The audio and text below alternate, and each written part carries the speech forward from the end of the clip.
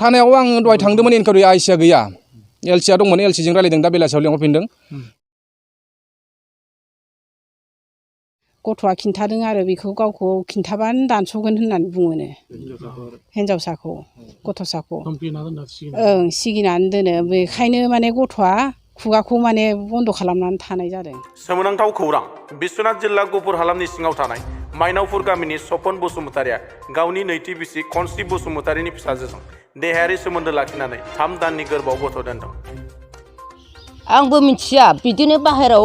ओंखारबाय थायो नालाय बहाय थांदों नालाय थांदोंसो नंबाय आंहाबो बाहेरायाव ओंखारनाय बायदिसो मोनबाय आंबो बेबायदि आंबो मिथिया बेबायदि खारगोन ना मागोन मिथिया आङो आफा। गामिनि रायजोफोरा फोरमायनाय बायदिब्ला सपन बसुमतारिया सिगाङावनो सासे हिन्जाव खारजाखांनाय उनाव नैथि बिसि खनस्रि बसुमतारिखौ जुलि लायो। बेजों लोगोसेनो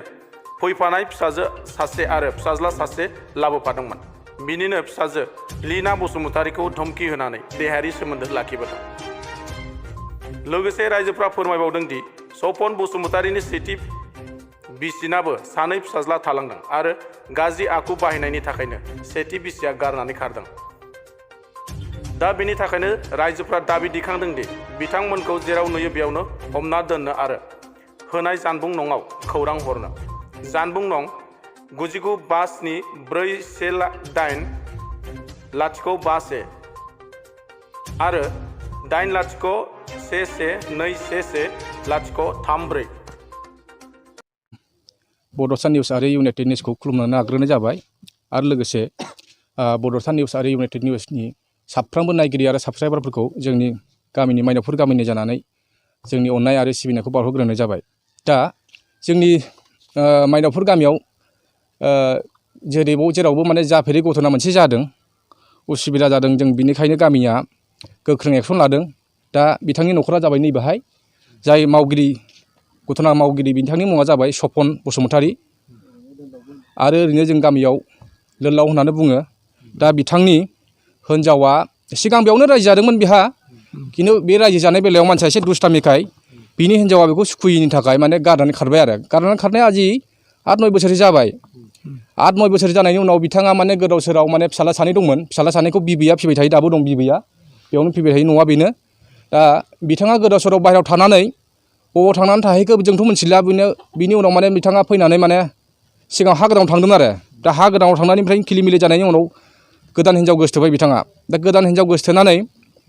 लानानै फैबाय 2 गथ' गोनांखाखौ आरो बै लकेटा होनो नामा जोंनि बर'नि गथ'आ 2 आरो सासे हिन्जावसा आरो सासे हौवासा। दा बिथाङा बेखौ लानानै फैबाय। दा हजोंबो बायदि बिदिनो माबा माबि जादोंनो जों एसे रोमै खोनानो मोन्दों। खिन्थु जों गामियाव फैनानै बिथाङा सिरि सान्थुयै रायजो जागोन होननानै थाफैनायलाय जों गामिया बेखौ माने एक्सेप्ट खालामना लाबाय आरो हाबाबो होबाय थाबायबो रायजो जाबायबो। खिन्थु बिथाङा माब्लाबा ओरैबायदि बुङो जे गावनि बे माने लकेटा गथ' हिन्जावसा लाबोफानायखौ देनां देरबा आं हाबा लागोन बेखौ होननानै ओरैनो बुंथिंलाबायो। दा मानसिफ्राथ' बेखौ जेनेबा नंखायसो सानदोंमोन। दा बिथाङा दा गमामायै बे खामानिखौनो मावनानै दिन्थिनो आरो दा बिथाङा लाबोजेननायनिफ्रायनो बै गथ'खौ माने उन्दैनिफ्रायनो माने गावनि माने हिन्जाव गदायबाव आरो जेनेबा थार्ड नांसिगोन बेखौ बेबायदि महराव दोनबाय थाखादों जाहैदों।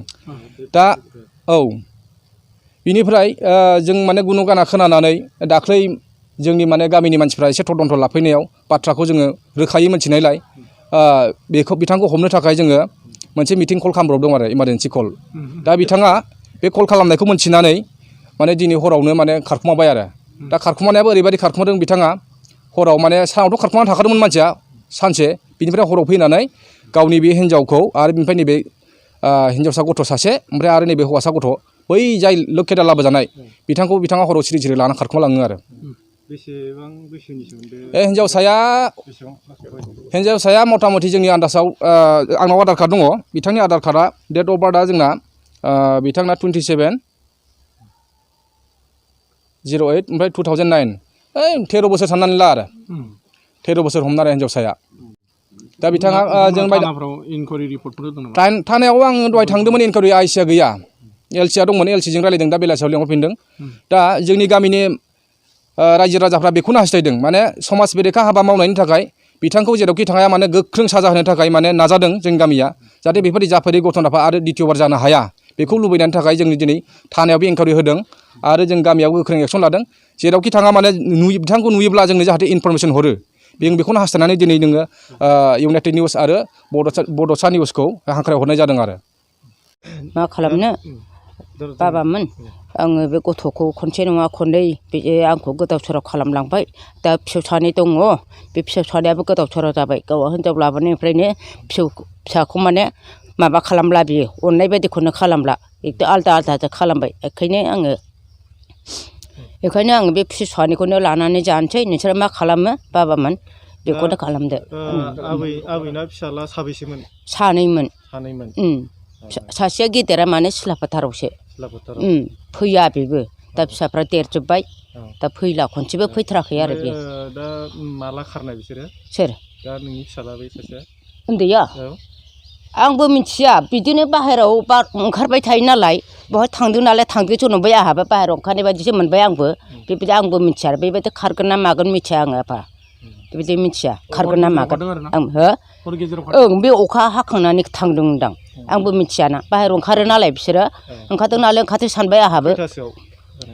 अखाया माने खैथासोआव माबाखोथाय आंबो बे माबाबो गैया नालाय घरि सरि गैया नालाय आंबो बेखौ मिथिला आङो जाबाबो माने ज' जाखाया आं आलदासो जायो माने बिसोरनि थाखायनो हिनजावानो ख्लां ख्लां एकदम बे फिसौ सानैखौ माने सैथारा माने हिनजावाबो बेसेयाव फरायखो दा बिसोर बे माबायाव सेभेनावनो दादाया 9आवमोन एबार 10 मोनगौमोन ओमफ्राय दा मा खावलायहरनो सानदों रायजो राजाफोरखौ दा नोंसोर मा खालामो फिसाफोर आं बेखौनो नोंसोरनो हगारना होबाय नोंसोर मा खालामो आं बेखौ मिथिला बे आंनि एकदम फिसायानो नंला बे खनसे नङा खननै बियो आंखौ बारंबार बिदिनो गोदाव सोराव खालामलांबाय थाबायबा बियो नोंसोर मा खालामनानै लाबोयो लाबोदो नोंसिनिसो गोसोसै आं बेखौ मिथिला बेखौ माने गोबावनिफ्राय मिन्थियाखैमोन एसे खोनादोंबाबो जों नंगौ सानाखैमोन ओमफ्राय जोंबो मैया फैनानै सानैसो महिला सोंबाय सोंनायाव गथ'आ खिन्थादों आरो बेखौ गावखौ खिन्थाबानो दानस'गोन होननानै बुङोनो हिनजावसाखौ गथ'साखौ ओं सिगिनानै दोनो बेखायनो माने गथ'आ खुगाखौ माने बन्द' खालामनानै थानाय जादों ओमफ्राय जों बुंबाय नों होनबा मा थगायनो होननानै सानबावबाय नामा होनना थगायला ओमफ्राय बे देहायाव थानायखौ मा खालामनो होननानै सोंबाय जोङो नोंथ' बाबासो होनो ओमफ्राय गदाय हिसाबै थानानै गथ'खौ लानो ना मा खालामनो गारनो थिनदों होनना बुंबाय ओमफ्राय गारनायाव होनबा मा खालामगोन जोंलाय माबायदि खालामनो होनबा रायजोआ रायज्लायग्रोनायनि उनावसो बिनि बेब'स्था खालामनांसिगोन होननानै जों बिदिबो बुंलांदों आरो मैया ओमफ्राय गथ'आ बिनि उनावथ' जेबोआनो होनासै दा जों मिन्थिनायाव 3 जाबाय होन्दों दान 3 माने बियो दुर्गा फुजानिफ्रायनो अक्ट'बराव गोलैदों नामा अक्ट'बरनिफ्रायनो जिसुआखै जाहैदों आरो दा मा खावलायनो सानो दाथ' जोङो बेखौ हमनानै लाबोनांगौ जेरावखि थाया माने जोंनो खिन्थानांगौ गामियाव खिन्थाहरनांगौ माने बिजिरफिननांगौ आरो बेखौ